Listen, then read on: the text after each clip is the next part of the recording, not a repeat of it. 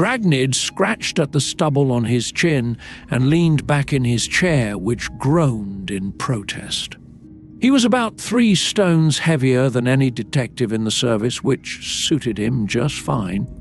He'd long ago given up on agility as a career strategy and leaned hard into his talent for drinking potions that made him forget, if only for a few hours, that he was stuck doing inventory for a living. There was a time, just a month ago in fact, when Dragnid had been one of the best. That was before the incident.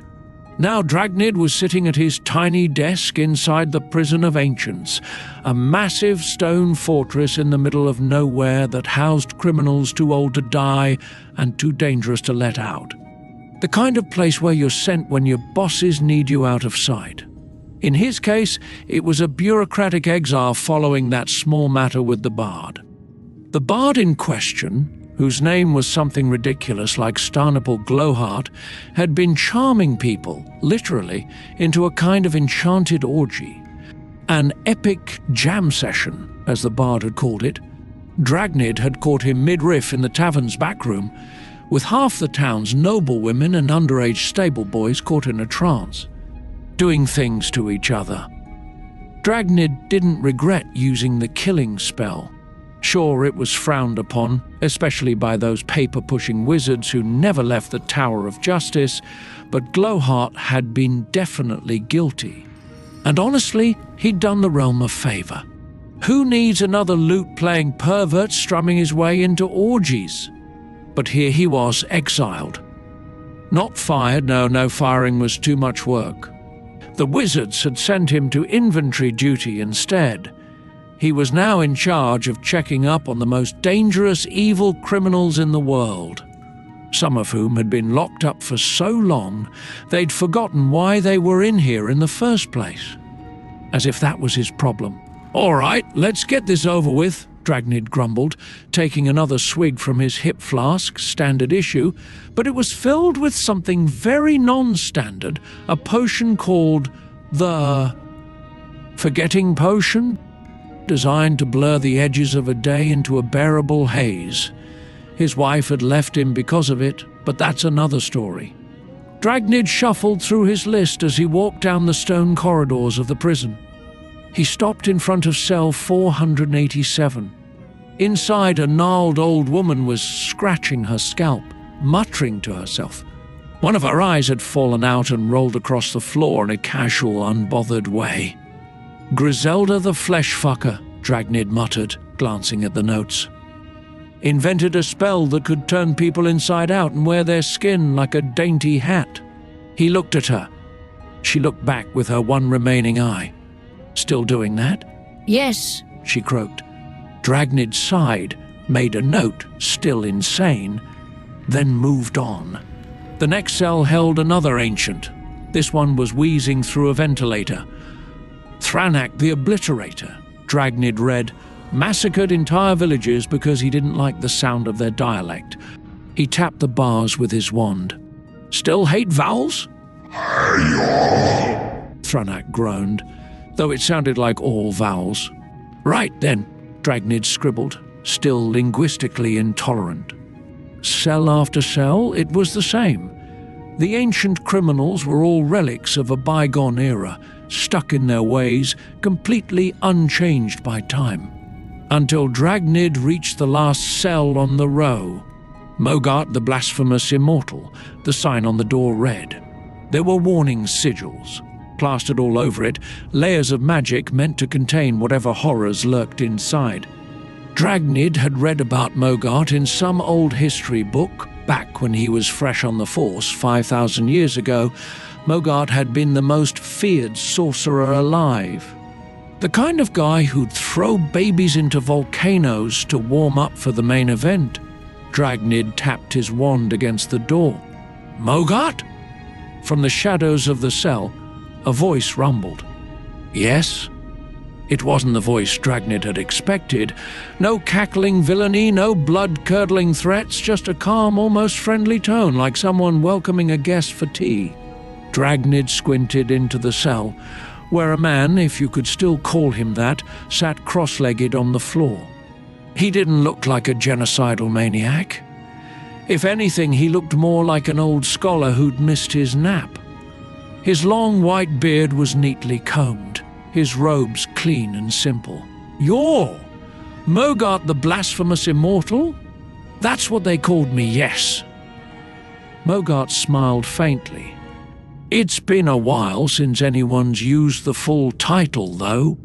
Dragnid frowned and scribbled looks disappointing in his notes. "Well, you're still in here, so?" Yes, I am." Mogart's eyes gleamed with a strange warmth. "And you're still out there. How fascinating."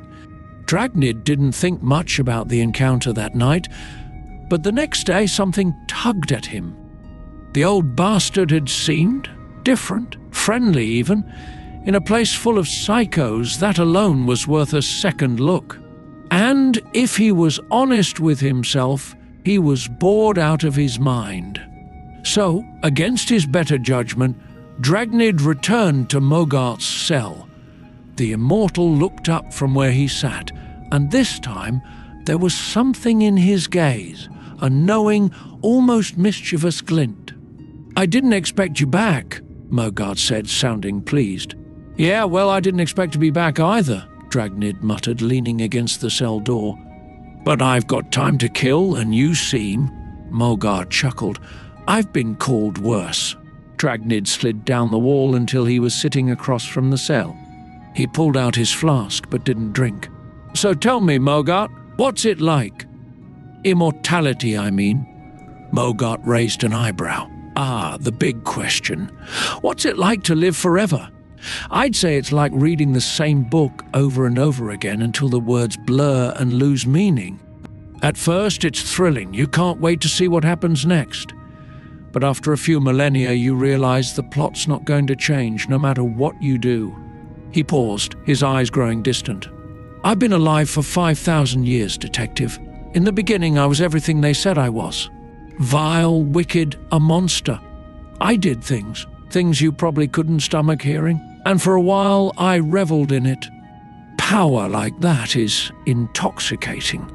Dragnid stayed silent, watching him. "But after the first 1,000 years in this prison," Mogart continued, "I began to change. I didn't want to, mind you, but time has a way of wearing you down. I started to think about the people I'd hurt, the lives I'd destroyed, the blood I'd spilled. At first it was a passing thought. Then it became something else. Regret." "You? Regret?" Dragnid snorted. "Come on." "I didn't say it was easy," Mogart said with a sad smile. "It took another 1,000 years before I even admitted it to myself, and another 2,000 before I could forgive myself." "Forgive yourself for what?" "The baby volcano?" Mogart winced, the first real emotion Dragnid had seen on him. "Yes, that and more. I spent millennia as a monster, but time changes people. 5,000 years later, I am not the same man I was. I'm not even sure I'm still a man." Dragnid rubbed his chin. "So what are you then?" "Good question," Mogart said, folding his hands in his lap. "I like to think I'm something better. But here's the real question, Detective.